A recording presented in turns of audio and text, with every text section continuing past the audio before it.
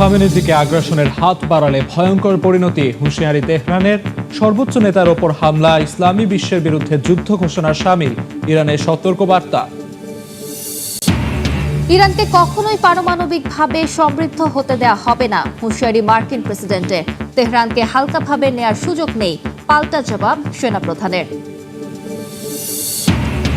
যুদ্ধবন্ধে প্রথমবারের মতো বৈঠকে বসছে রাশিয়া, ইউক্রেন ও যুক্তরাষ্ট্র।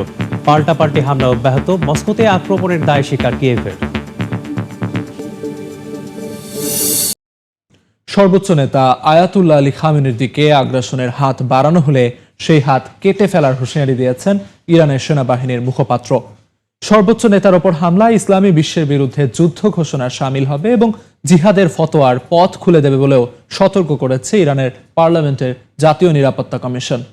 প্রেসিডেন্ট মাসুদ পেজেশকিয়ানো বলেন, এমন হামলা মানেই ইরানি জাতির বিরুদ্ধে পূর্ণমাত্রার যুদ্ধ। এদিকে ইরানে মানবাধিকার পরিস্থিতির অবনতির প্রেক্ষাপটে শুক্রবার জরুরি বিশেষ অধিবেশন ডেকেছে জাতিসংঘ মানবাধিকার পরিষদ। ইউক্রেন যুদ্ধ বন্ধে প্রথমবার ত্রিপাক্ষিক বৈঠকে বসতে যাচ্ছে রাশিয়া, ইউক্রেন ও যুক্তরাষ্ট্রের প্রতিনিধিরা। আবুধাবিতে শুক্র ও শনি এই 2 দিন ব্যাপী আলোচনা হবে বলে জানায় ইউক্রেনের প্রেসিডেন্ট ভলোদিমির জেলেনস্কি। এর মধ্যেও অব্যাহত রয়েছে পুতিন ও জেলেনস্কি বাহিনীর পাল্টাপাল্টি হামলা। ইউক্রেনের দিনোপ্রো ও ক্রিভিরিহ শহরে ড্রোন ও ক্ষেপণাস্ত্র হামলায় অন্তত 19 জন আহত হয়েছেন।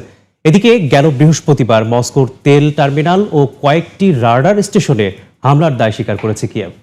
ট্রাম্পের গাজা শান্তি পরিষদে এ পর্যন্ত 25টির বেশি দেশ যোগ দিয়েছে, বেশিরভাগই মুসলিম দেশ। পরিষদে যোগ দিচ্ছে না ফ্রান্স। বাইডেন প্রশাসনের সময় যুক্তরাষ্ট্রে জব্দ হওয়া রুশ অর্থ শান্তি পরিষদে অনুদান হিসেবে দিতে ট্রাম্পকে প্রস্তাব দিয়েছেন পুতিন। গ্রিনল্যান্ড ইস্যুতে মার্কিন প্রেসিডেন্ট ডোনাল্ড ট্রাম্প হুমকি ধামকি থেকে সরে আসায় স্বস্তি প্রকাশ করেছেন ইইউ নেতারা। ট্রাম্পের প্রশংসায় পঞ্চমুখ ন্যাটো মহাসচিব মার্ক রুট। মিত্র দেশগুলোকে ট্রাম্পের উদ্বেগের বিষয়টিকে গুরুত্ব দেওয়ার কথা বলেন তিনি। এদিকে দ্বীপটিকে ঘিরে ন্যাটো মহাসচিবের সঙ্গে ডেনমার্ক ও যুক্তরাজ্যের মধ্যে দেখা দিয়েছে চরম মতানৈক্য। ইউরোপীয় দেশগুলো স্পষ্ট করে বলছে নিরাপত্তা নিয়ে আলোচনা হতে পারে, কিন্তু সার্বভৌমত্ব নিয়ে কোনো আপোষ নয়। গাজার শান্তি পরিষদে যুক্ত হওয়ার ঘোষণা দিয়েছে পাকিস্তান, তুরস্ক, সৌদি আরব সহ 8টি মুসলিম দেশ। উপত্যকায় যুদ্ধবিরতি টিকিয়ে রাখা, অবাধে ত্রাণ প্রবেশ ও স্বাধীন ফিলিস্তিন রাষ্ট্র গঠনে জোর দিচ্ছে দেশগুলো। এদিকে যুদ্ধবিরতির মধ্যেও গাজায় চলছে ইসরায়েলি বর্বরতা। দখলদার বাহিনীর হামলায় 3 সাংবাদিক সহ 11 জন নিহত হয়েছেন। 3 সপ্তাহের মধ্যে হামাস অস্ত্র ত্যাগ না করলে সংগঠনটিকে নিশ্চিহ্ন করে দেওয়ার হুঁশিয়ারি দিয়েছেন ট্রাম্প।